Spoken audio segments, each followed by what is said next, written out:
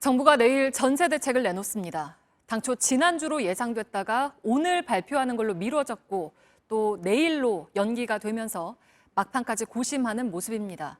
뾰족한 수가 없다 보니 호텔 방을 개조해서 공급하는 방안도 검토되고 있습니다.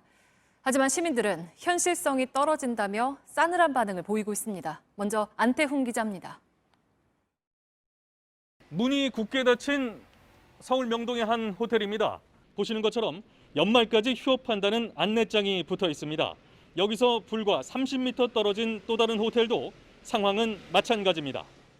안으로 들어가 봤습니다. 층마다 있는 출입문엔 자물쇠가 채워진 지 오래입니다.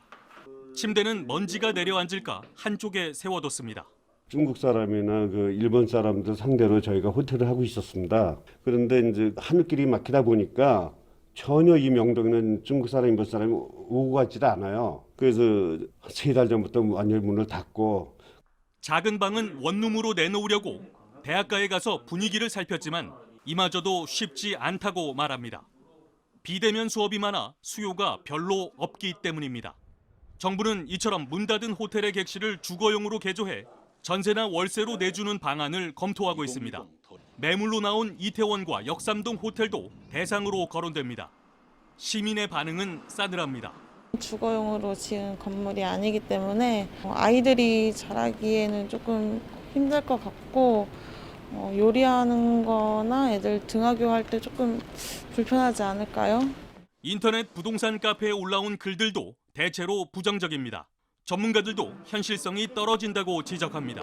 호텔은 보통 한쪽 면에만 작은 창문이 나 있어 환기가 잘 안 되고 요리를 할 수 있도록 가스관 등 배관 공사도 해야 해 비용이 많이 들 수 있다는 것입니다. 서울에 있는 빈 호텔을 합쳐도 공급량이 많지 않아 효과가 날지 의문이 든다는 게 전문가들의 의견입니다. JTBC 안태훈입니다. 정부는 빈집을 사거나 빌려서 서민에게 다시 임대해주는 매입 임대나 또 집값의 20%만 내고 20-30년 동안 나머지를 천천히 내는 지분 적립형 주택도 전세 대책에 넣을 계획입니다. 하지만 이를 다 합쳐도 수도권에서 단기간에 공급할 수 있는 물량은 많지가 않아서 전세난을 풀기는 쉽지 않아 보입니다. 정아람 기자입니다. 최근 직장을 옮긴 이영재 씨는 직장 근처로 새로운 전셋집을 알아보고 있습니다. 그간 전세 자금까지 모아뒀지만 집을 구하기가 쉽지 않아졌습니다. 전세를 구하기 위해서 좀 준비해둔 자금 이런 게 있는데 원래 생각했던 것보다 요새 전세값이 너무 많이 올랐더라고요. 전세 매물도 크게 줄었습니다. 최근에 전세 매물이 너무 없어서 어디에 살아야 될지 살 집을 구하기가 굉장히 막막하고. 이처럼 전세값이 뛰고 집을 못 구하는 세입자가 늘자 정부가 전세 대책을 내놓기로 했습니다. 우선 LH가 집주인에게 빈집을 사거나 빌려서 서민에게 싼 값에 빌려주는 방안이 들어갈 것으로 보입니다. 매입 임대와 전세 임대라는 제도인데 기존에는 다가구가 중심이었지만 앞으로는 아파트나 단독주택 매물을 많이 확보한다는 계획입니다.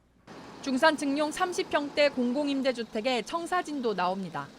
이와 함께 집값의 20%만 내면 입주한 뒤 20년 이상 살면서 잔금을 나눠내는 지분 적립형 주택도 대책에 들어갈 가능성이 큽니다.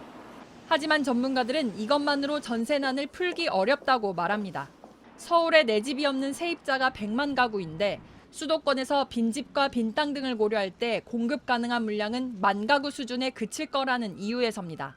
빈집이나 다세대 주택을 매입해서 재임대 놓는다면 지금 짓고 있는 주택들이나 소유자가 내놓은 주택들을 모은다면 서울에서 10,000 가구 이상 되지 않을 거라고.